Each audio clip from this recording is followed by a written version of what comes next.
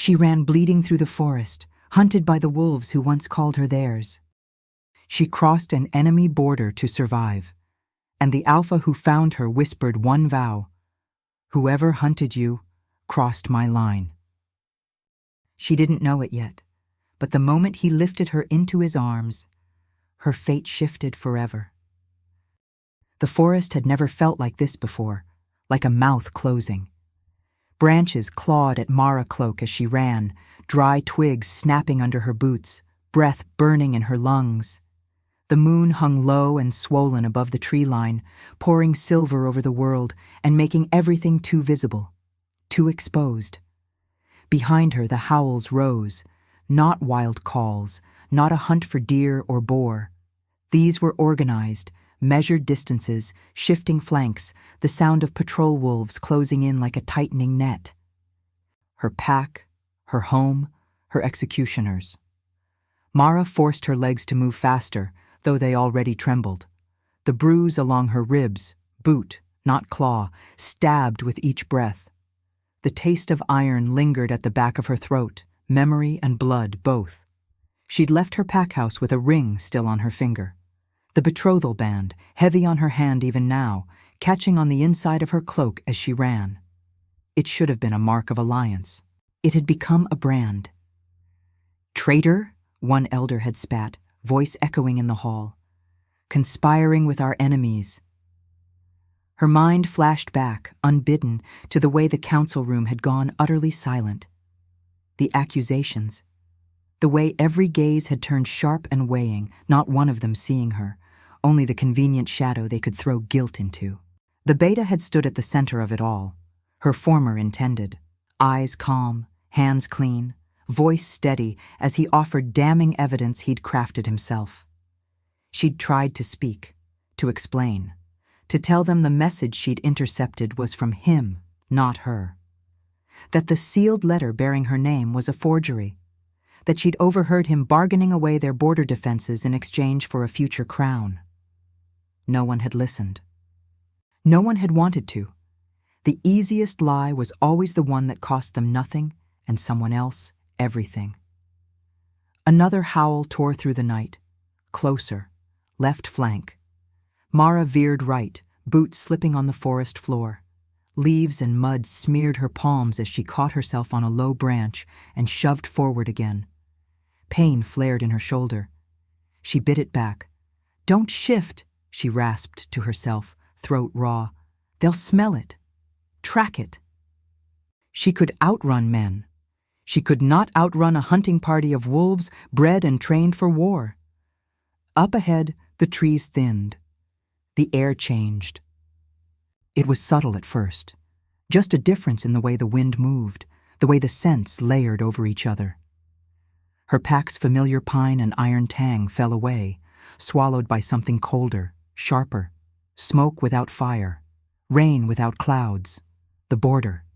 She felt it before she saw it, the faint hum in her bones, the instinctive prickle along her skin that told every wolf exactly where they belonged and where they did not. No one crossed here without permission. No one survived if they tried. Alpha Kade's territory. The stories whispered about him weren't gentle ones. The Wolf King, some called him. Others simply used his name the way they used the word winter. Controlled, quiet, dangerous if underestimated. He did not share his land. He did not forgive trespass. Mara stumbled at the tree line, boots catching on an exposed root. Her body lurched forward, palms scraping bark as she slammed into a trunk.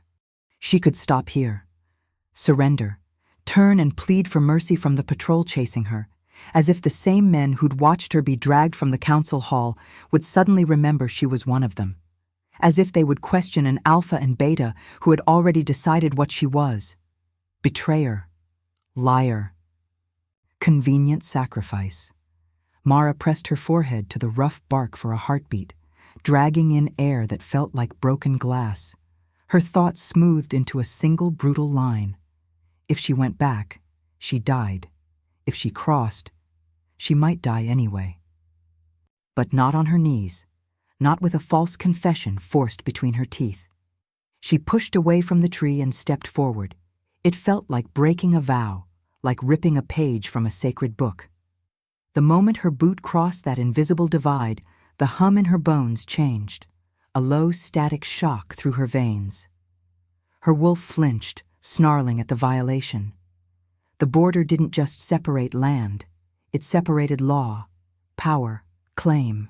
And she had just walked out of one alpha's protection without permission and into another's without invitation. The howls behind her faltered. She risked a glance back.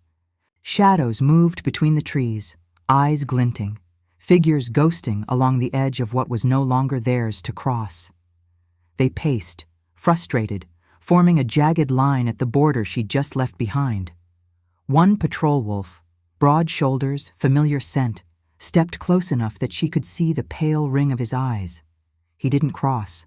Couldn't. The order held him like a leash. "Mara!" he called, voice rough with something that sounded almost like regret. "Don't make this worse. Come back. You'll be heard if you return willingly." She laughed once, a broken sound that scraped out of her chest. "Heard," she echoed, "like I was in the council hall?" He flinched. Didn't answer. That was all the answer she needed. She turned away, took another step deeper into forbidden trees where the air held a stranger's claim. Another and another. Her vision blurred at the edges now, dark creeping in. The bruise under her ribs throbbed with each heartbeat. Her ankle screamed a protest she ignored. Just a little farther, she thought, away from their eyes, away from their voices. The world tilted. She stumbled again, knees hitting the ground this time. Dirt and leaves smeared across her fingers as she tried to push herself up. Her arms shook, refusing. The last thing she registered was the faint sound of a different howl in the distance, lower, colder, an order rather than a question. Then the darkness took her. Kade smelled blood before he saw the body. Night hung thick over his northern border, clouds dragging across the face of the moon. He walked the perimeter like he always did when the air tasted wrong, alone, on 2 legs instead of 4, letting his senses stretch into the quiet. Every alpha had a territory. Every alpha had a line. His line was not just carved into earth and stone, it was carved into him. The moment she crossed, his wolf had risen with a snarl, claws scraping at the inside of his skin. A warning he could not ignore. Trespass, violation, his. Now, as he strode through the trees, boots almost silent on the forest floor, the scent grew stronger. Sweat, fear, and the copper edge of blood not yet gone cold. Under it lay something else, something that made his chest tighten and his jaw clench. Warm, wild, feminine, unmistakably wolf. He found her crumpled near the base of an old pine, half on her side, half on her knees, as if she'd tried to rise and never managed it. Her cloak was torn at one shoulder, fabric darkened where someone's hand had left bruises. Not a rogue's wild scrabble through the forest. This was targeted, controlled. Someone had meant to hurt her. Kade's eyes swept the trees first, scanning for movement, listening for the whisper of breath that wasn't his. His wolf paced just beneath his skin, all teeth and intent. Nothing. The border behind him lay empty. He could feel the restless frustration simmering on the other side, his instincts brushing up against another alpha's held-back patrol like storm fronts colliding. They hadn't crossed after her. Interesting. He crouched beside her, the leather of his coat whispering. Pale hair, ash blonde, streaked darker by mud and blood, had slipped from its braid, fanning over her cheek. Her lashes lay dark against skin gone too pale, lips parted on shallow breaths. Not dead. Not yet. He let his hand hover an inch above her shoulder, not touching. Her scent rolled up to meet him, cutting through the smoke and pine and cold. Something clicked into place. Slow. Inevitable. Not rogue. Not thief. Not spy. Not his enemy. His. The realization was not gentle. It slammed through him, leaving his pulse rough and his control razor-thin. His wolf lunged at the bars of his restraint, recognition roaring through both of them. Mate. The word formed without his permission. He shut his jaw against it, teeth grinding. Later, names could be argued, bonds tested. Instinct, though. Instinct rarely lied, and his instincts were howling. He finally laid his hand on her shoulder, fingers spanning the bruise there. Heat bled through her cloak, the faint tremor of life thrumming beneath his palm. She flinched, a faint whimper catching in her throat, eyelids twitching but not opening. "Easy," he murmured, voice low, the way he would soothe a wolf in pain. "You're across the line now." He didn't know if she could hear him. He said it anyway. Carefully, he slid one arm beneath her knees, the other around her back. Her body went limp against his chest as he lifted her, her head resting against his shoulder, breath ghosting warm over his neck. The contact hit him like a blow. His wolf surged, a possessive growl rumbling low in his chest, vibrating through both of them. His arms tightened instinctively, bringing her closer. She fit there, as if she'd always belonged. He drew in a slow breath, fighting for control. Not now. Not here. She was half-conscious, bleeding, hunted. Whatever claim his wolf wanted to make would wait until she could stand on her own 2 feet and look him in the eye. But there was one truth he could not deny.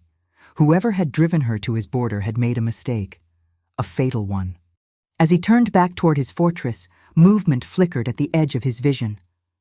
Across the border, a patrol stood half-shadowed among the trees, eyes shining in the dim light.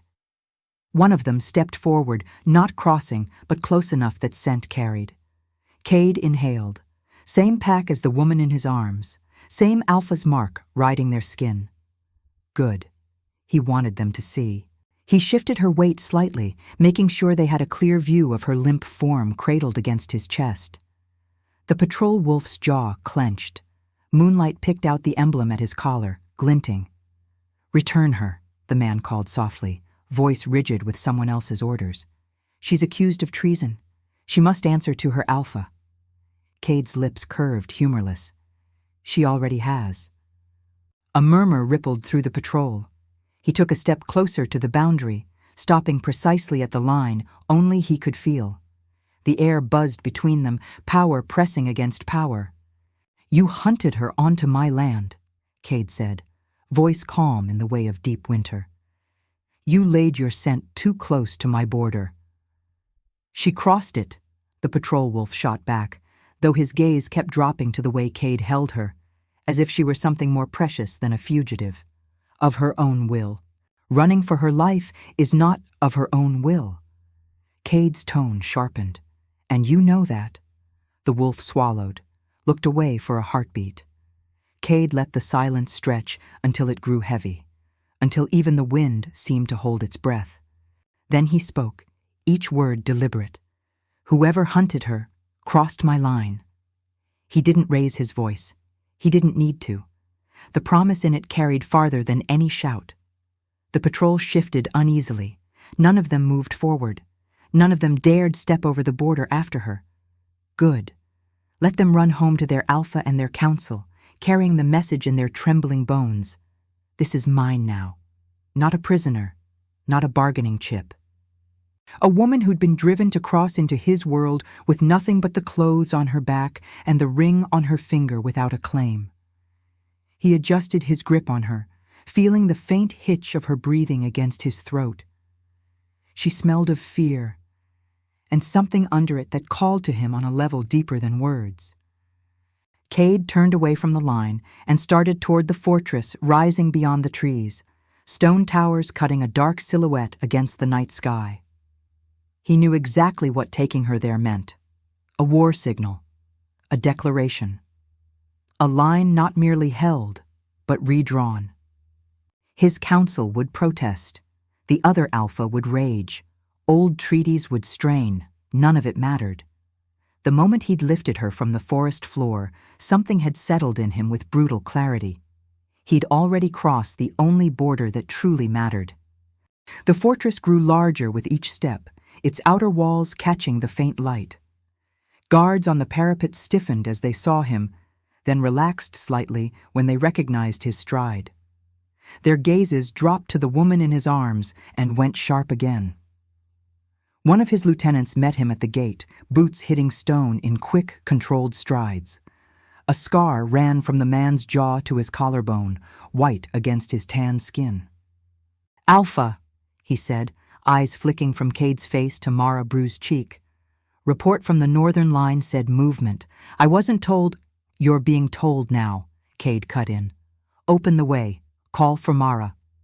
"The healer?" Kade's gaze hardened. "She's bleeding in my arms, Ryan.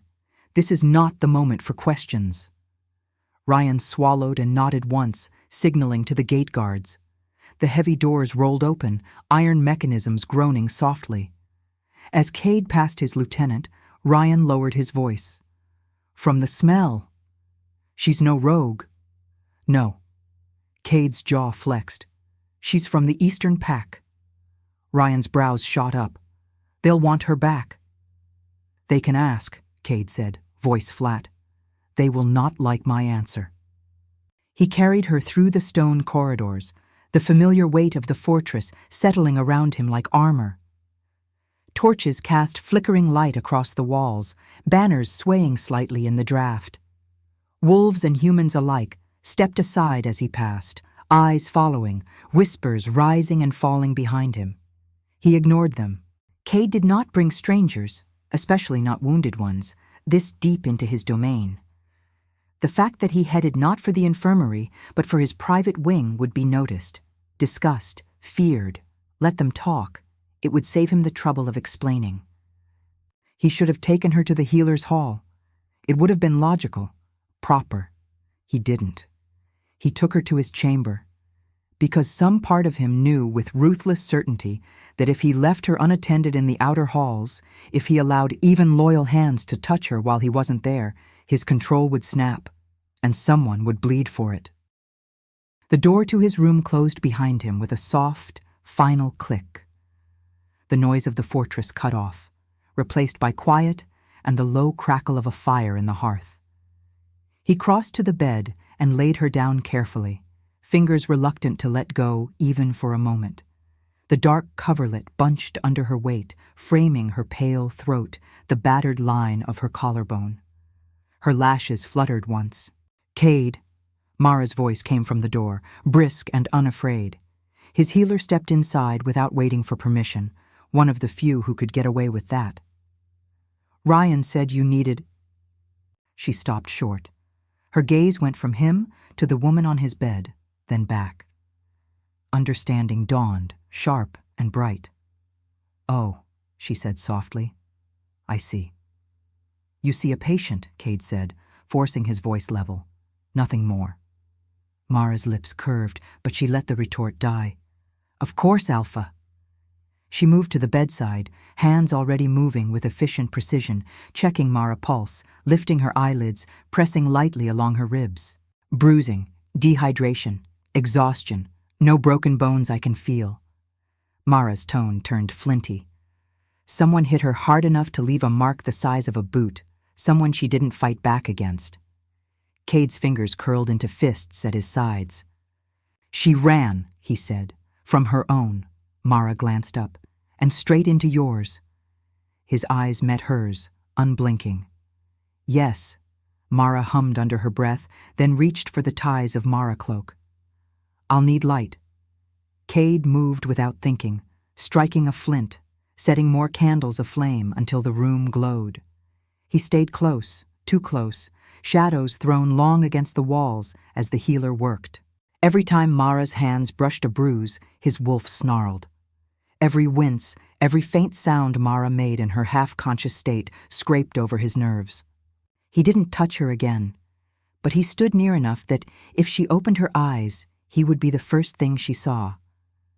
When Mara finally straightened, she wiped her hands on a cloth. She'll wake soon.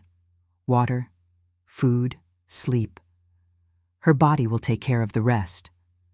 "And the patrol that chased her?" he asked, voice low.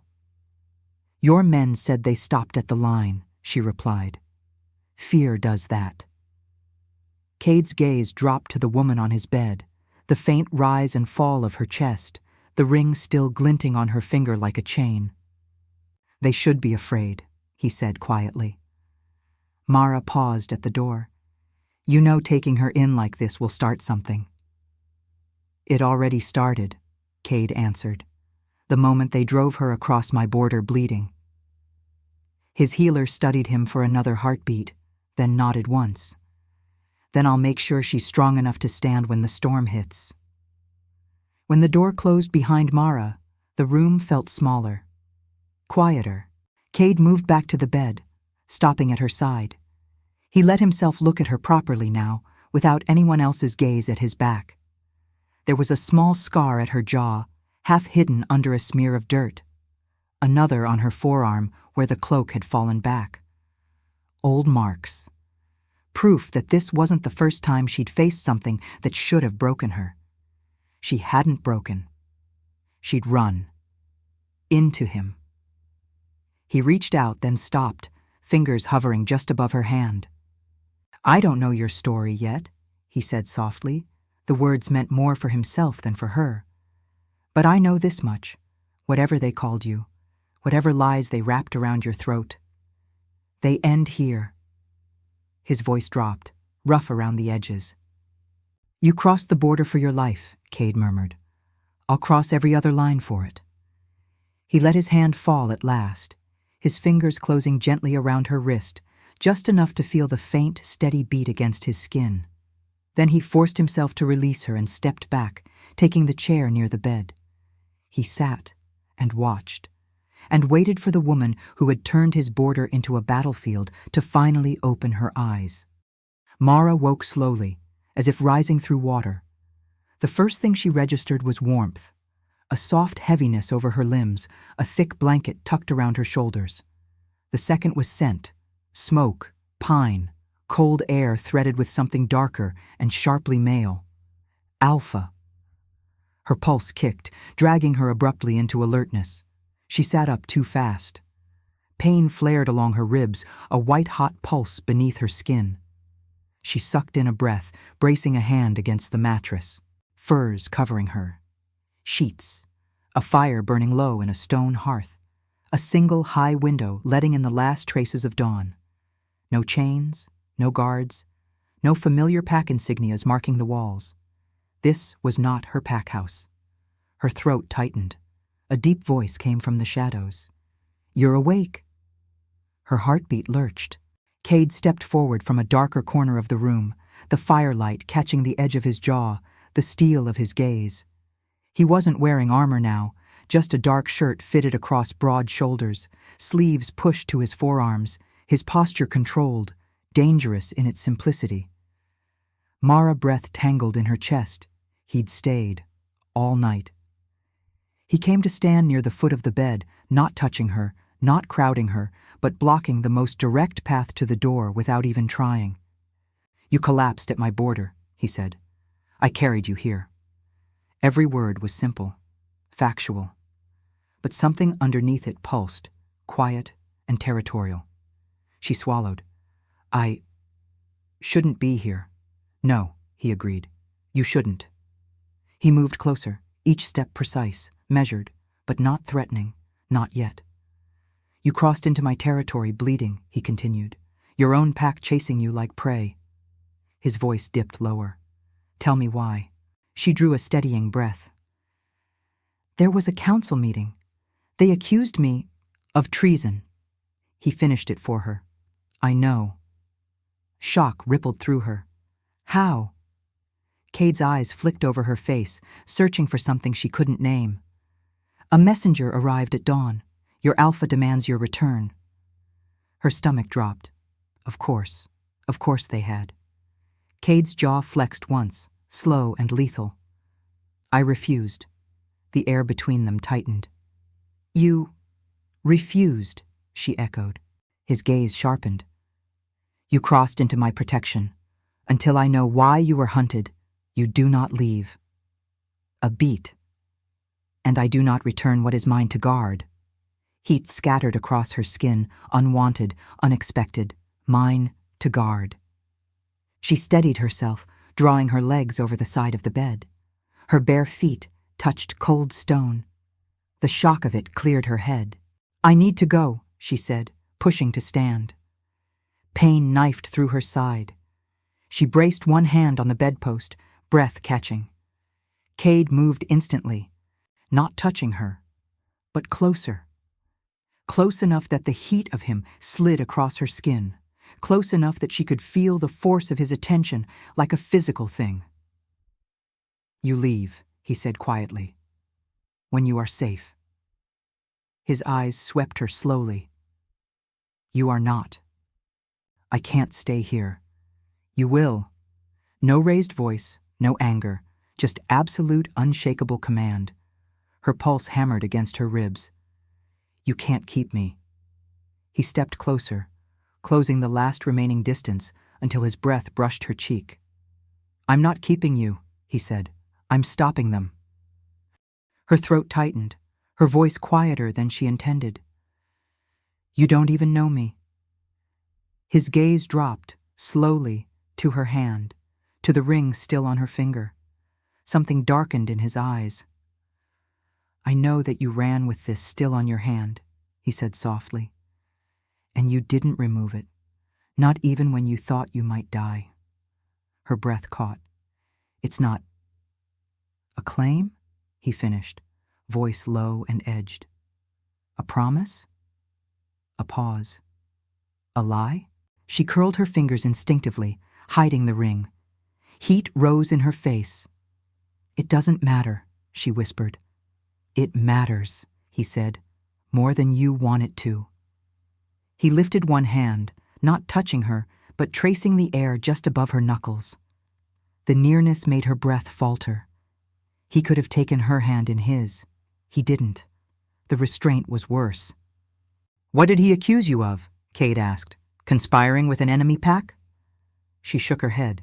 "Which makes no sense. I had nothing to gain." "Someone had something to gain," he said. "Your silence."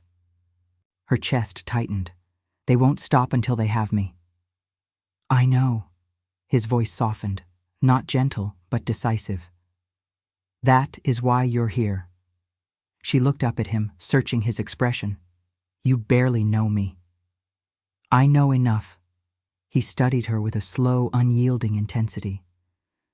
"I know you ran rather than kneel. I know you crossed into my territory instead of letting them cage you. I know you bruise easily, but break slowly." Her breath shook. "And I know," he said, his voice turning molten, "that whatever that ring meant to him, it means nothing now." A tremor moved through her. Not fear. Something else. Kade stepped back first, as if sensing she needed the space, or he would take something more from her.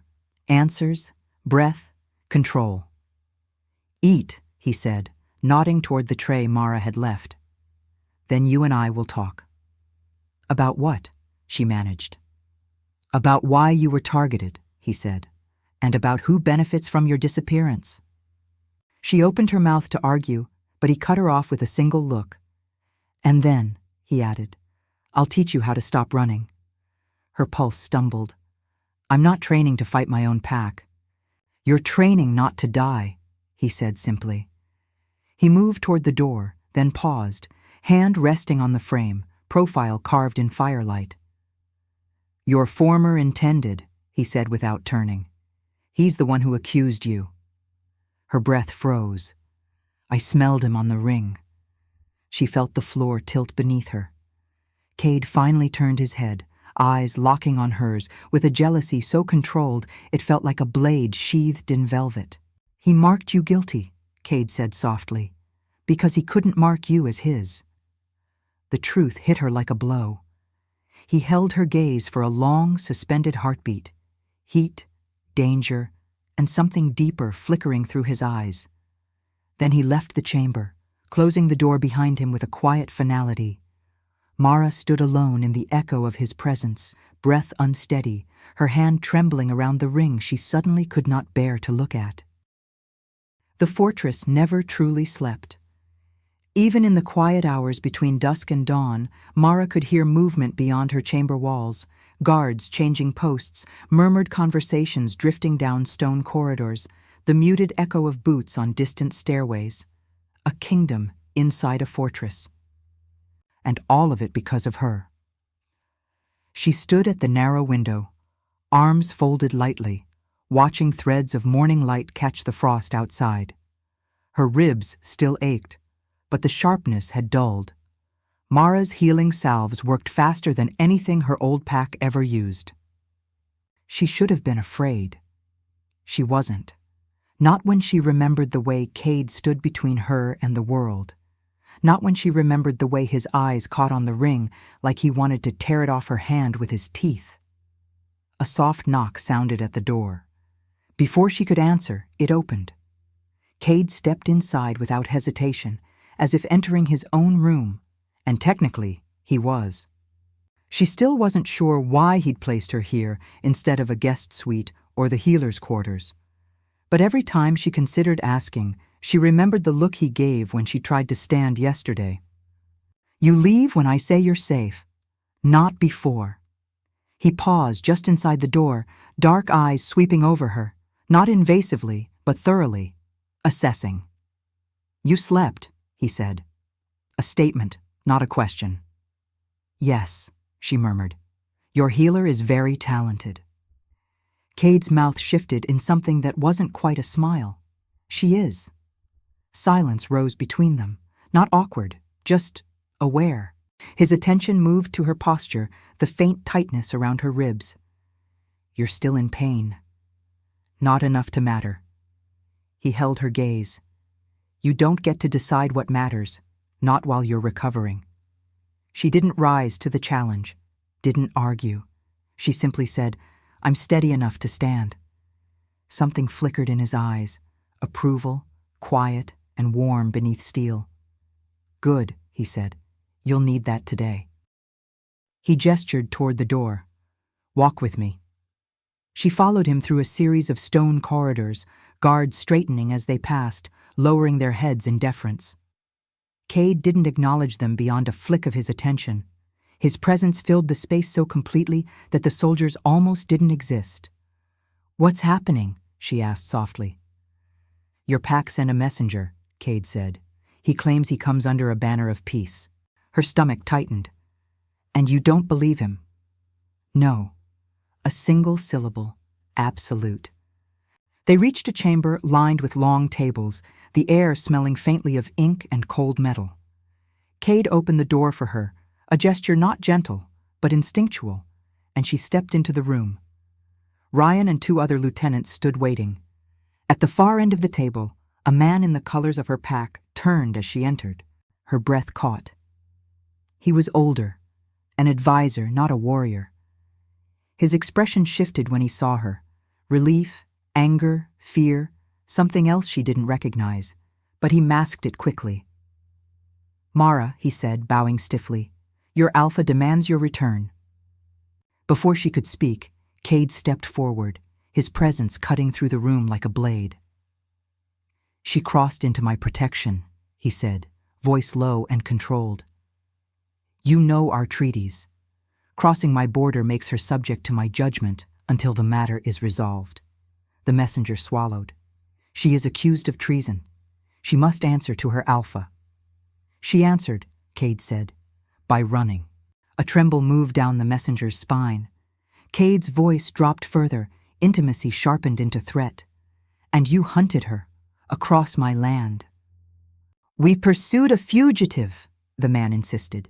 "She fled the council chamber in guilt." "I fled," Mara said quietly, "because I was never going to be heard." The man flinched at her tone. Not angry, not defiant, simply true. Kade's gaze slid to her, an acknowledgement of her restraint, before returning to the messenger. "Tell your alpha no," Kade said. "She stays." "You would risk war over a woman who is not yours?" the messenger demanded, voice rising with false courage. "You have no claim." Kade moved before the man finished the sentence. Not violently, not explosively, Just one step forward, slow and precise, enough to make every guard in the room shift their stance. "Kade," Ryan murmured in warning. Kade ignored him. He leaned forward slightly, his shadow falling across the messenger. "She crossed my border bleeding," he said, voice soft and cold. "The moment I lifted her from the ground, she became mine to protect, and I will not return her to the hands that harmed her." Mara's breath hitched, not possessiveness without permission, not dominance for its own sake, but a vow. The messenger's face paled. "Your counsel won't support." "My counsel," Kade said, "is not the one you should fear." Ryan cleared his throat. "Alpha, there is more." Kade straightened. "Speak." Ryan glanced at Mara, then back at his alpha. "We intercepted a group of armed wolves at the lower ridge last night. Eastern pack colors. They were positioned as if waiting for a signal." The messenger stiffened. Mara felt the implication ripple through her. "They weren't sent to retrieve me," she said quietly. "They were sent to silence me." Kade's attention snapped to her, sharp, proud, dangerous. He didn't speak. He didn't need to. His silence was an answer. The meeting dissolved after that. The messenger left under escort, forced through the main gate to ensure he saw the full strength of Kade's forces. Mara followed Kade back into the corridor. He didn't speak for several strides, jaw tight, hands flexing at his sides. "Finally," she said, "you owe me nothing." He stopped walking, completely. He turned toward her with slow precision, eyes darkening, not with anger, but with something far more dangerous. "I crossed the border for you," he said quietly, "the moment I picked you up." Her breath caught. "And after that," his voice roughened, "there is no turning back." He stepped closer, closer than he had in her chamber, closer than he had allowed himself in the meeting room. She didn't step away. She held her ground. "You think this is about debt or obligation," Kade murmured. "It isn't." His eyes flicked to her hand, to the ring. "It stopped being that the moment I felt your fear on my land." Heat flared through her, unsteady and deep. "Kade," she whispered. He exhaled slowly, visibly reining himself back. Then, a sound shattered the hallway, glass breaking, metal striking stone, a shout, a snarl, and then the unmistakable scent of her pack. Kade's wolf snapped to the surface, his gaze sharpening. "They're inside the fortress." "Assassins," she breathed. He grabbed her arm, not to restrain, but to pull her behind him, and the sudden closeness jolted through her like fire. "Stay with me," he said. They moved fast, down the corridor, around a corner. A blade flashed. Mara reacted first. She shoved Kade sideways, and the knife meant for his ribs slammed into the wall instead. The assassin recovered quickly, lunging again. But Kade was already moving, a snarl tearing from deep in his chest, more animal than human. He struck the attacker, claws half shifting, the impact sending the man crashing into the stone. A second assassin appeared behind them. Mara didn't think. She moved. She grabbed a fallen blade, pivoted, and slashed upward, forcing the attacker back just long enough for Kade to finish him. When the last body hit the floor, silence collapsed around them. Heavy, shaking. Kade turned to her slowly, breathing ragged. His eyes, burned with something that was not relief, not fear, something far deeper. "You saved me," he said. She couldn't speak. He reached out and took her wrist lightly, turning her hand in his. The ring glinted. A crack, fine as a hairline fracture, ran along the band. His voice dropped to a whisper. "It's breaking." Their eyes locked.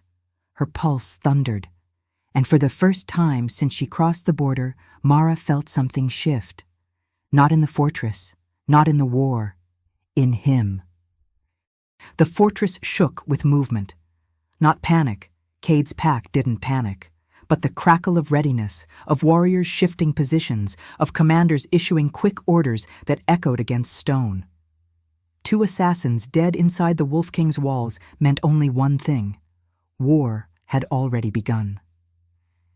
Kade didn't release Mara's wrist right away. His thumb brushed the edge of the cracked ring, jaw tightening as though the sight offended him on a level beneath reason. "It will break completely," he murmured. "A promise, a warning." She pulled in a breath, quiet but steady. "That ring is not what matters right now." His eyes lifted to hers, dark, sharp, assessing, and approving. "You're right," he said, releasing her gently. "But the man who gave it to you? He matters." Mara swallowed. "He won't stop." "No," Kade agreed. "He won't." He stepped back just enough to gather his composure, though the energy thrumming off him made the air thick. Ryan appeared at the end of the corridor, blood on his knuckles. "Alpha," he said. "We found their entry point. Hidden passage near the eastern tower. Only 2 got through." "2 was enough," Kade said, voice low as thunder.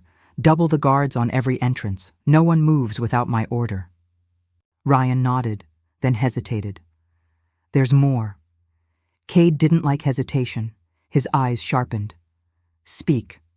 "Your council wishes to meet." Ryan's tone turned flinty. "They're demanding an explanation for keeping her here after the messenger departed." Mara stiffened. Of course they were.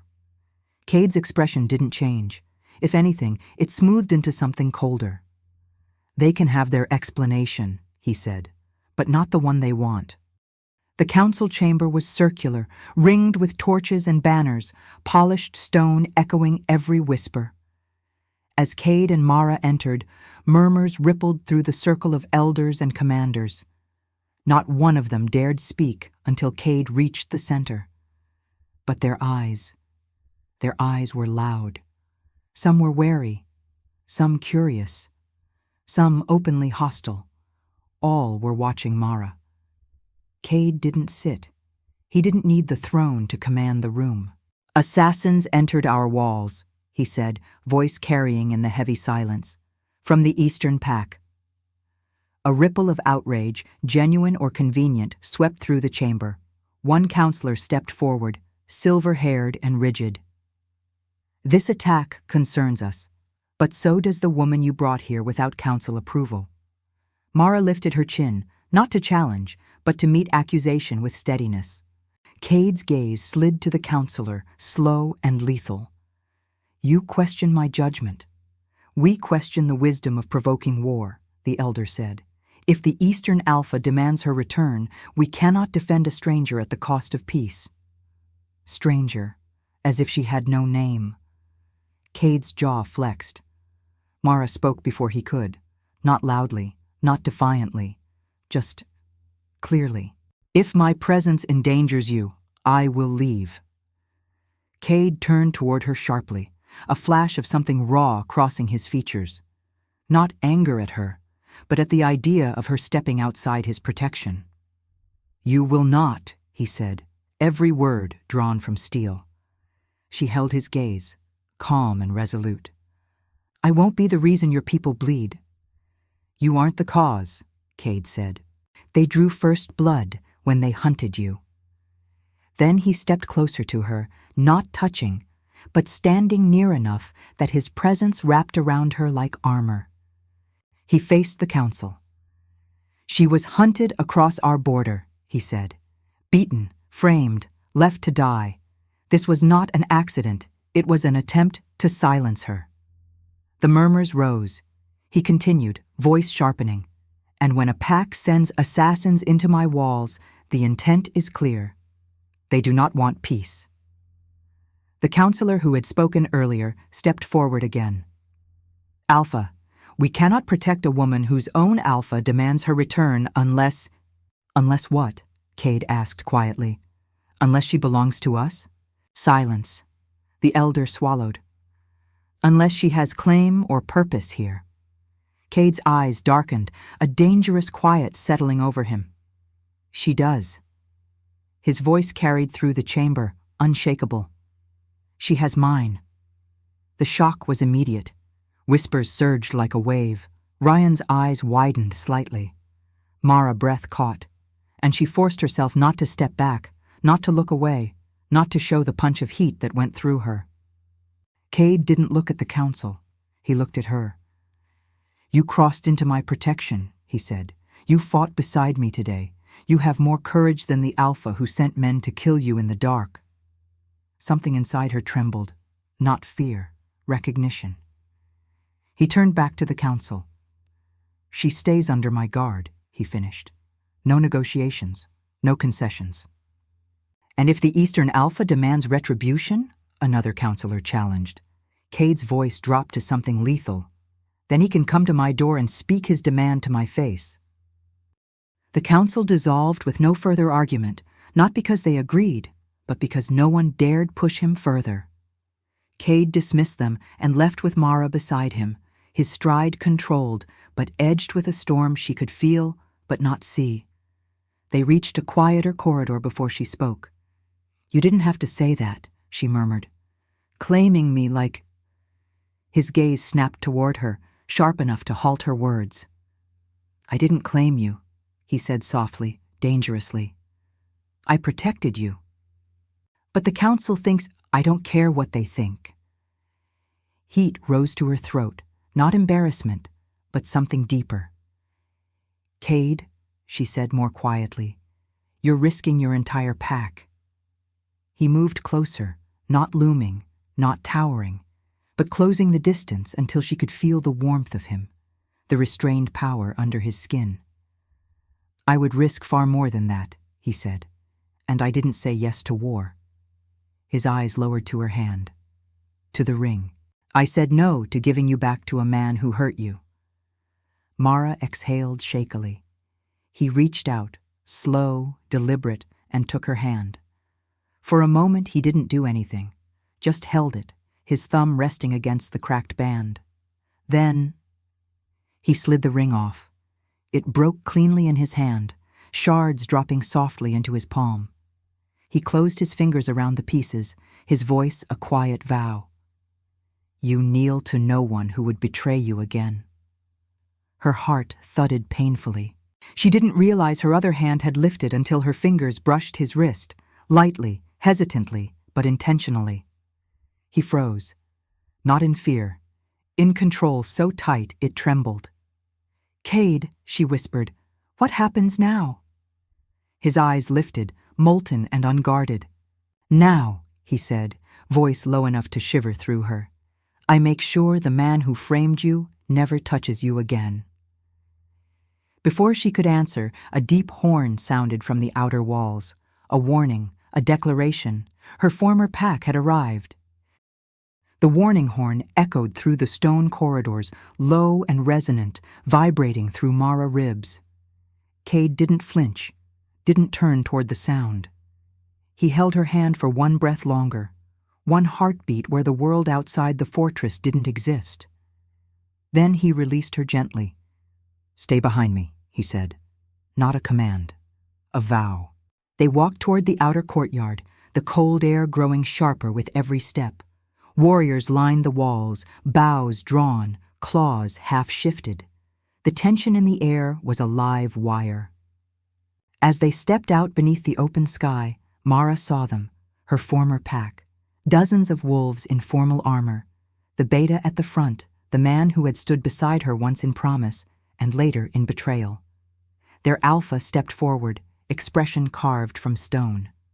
"Kade," he called across the courtyard, "you harbor a fugitive. Return her to us, and this ends without blood."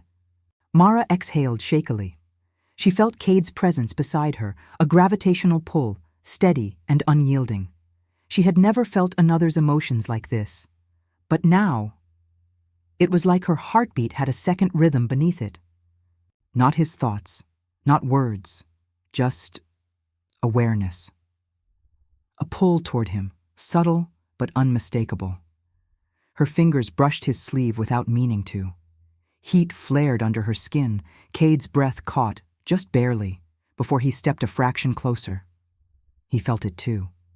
He didn't look at her, but the shift in his stance was unmistakable. He angled himself so that even her shadow was behind his protection. Kade's voice rolled across the courtyard, deep and lethal. She is not a fugitive. She is a woman you tried to kill. The beta stepped forward, fury tightening his jaw.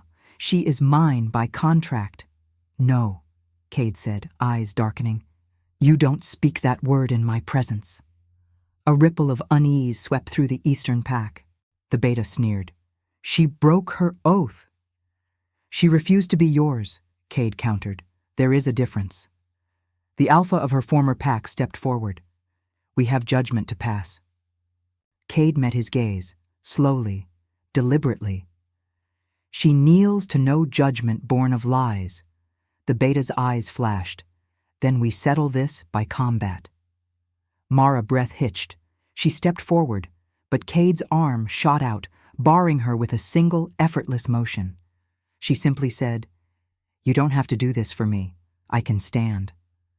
Kade turned his head slightly, enough for her to see the truth burning in his eyes.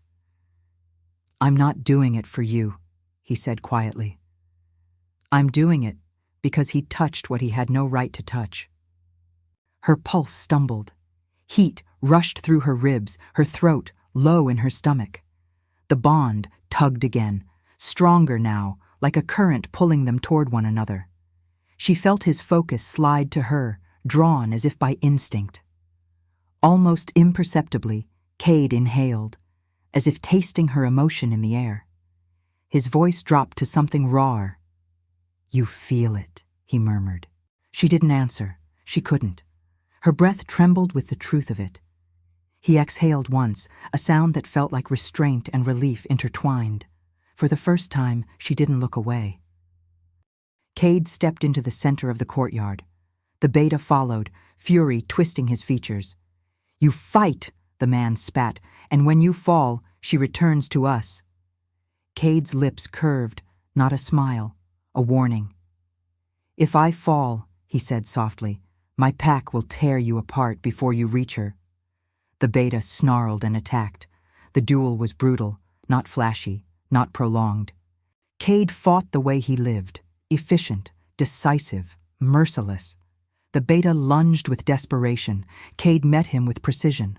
Claws flashed, steel rang, blood hit stone. Moments later, the beta lay on his back, Kade's boot at his throat. The courtyard held its breath. Kade didn't kill him. He didn't need to. You will leave this land, Kade said. Tonight, exile, under pain of death. Set one foot across my border again, and you won't rise. The beta spat blood. And the girl? Kade's voice dropped to a whisper that carried like thunder. She was never yours.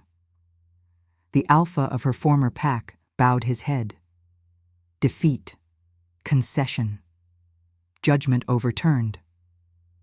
When they withdrew, the courtyard exhaled as one. But Kade didn't look at them. He looked only at her. He crossed the space between them slowly, each step controlled, as if afraid that rushing toward her would shatter something fragile between them.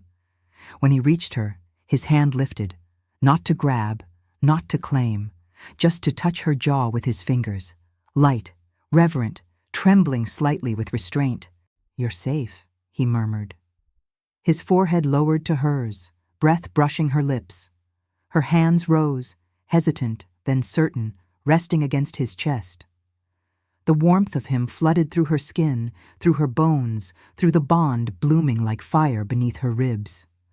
Kade, she whispered, the word half a confession. He closed his eyes. Don't thank me, he said softly. I didn't save you. His thumb brushed her cheek, softer than she thought he could be. I claimed you the moment I saw you. Her breath caught. Her pulse tangled with his. She felt the truth of his words in the way her body leaned toward him without permission, in the way his restraint trembled, in the way the bond tugged between them, present, undeniable, alive. Then claim me again, she whispered. Kade's control snapped like the final thread on a frayed cord. He kissed her. Not hard, not hungry, but deep, slow, devastating. A kiss built from everything denied, everything restrained, everything protected. His hand slid to the back of her neck, holding her there, not trapping her, anchoring her. Her fingers curled in his shirt, her breath catching as the bond ignited between them in a slow burning bloom that felt like recognition and surrender and home. When he finally pulled back, his voice was rough, dangerous, certain. "You stay," he said. "By your choice or by mine, I don't care which." Her forehead rested against his. "My choice," she whispered. His breath shuddered, and for the first time since she crossed his border, Mara felt not hunted, but found.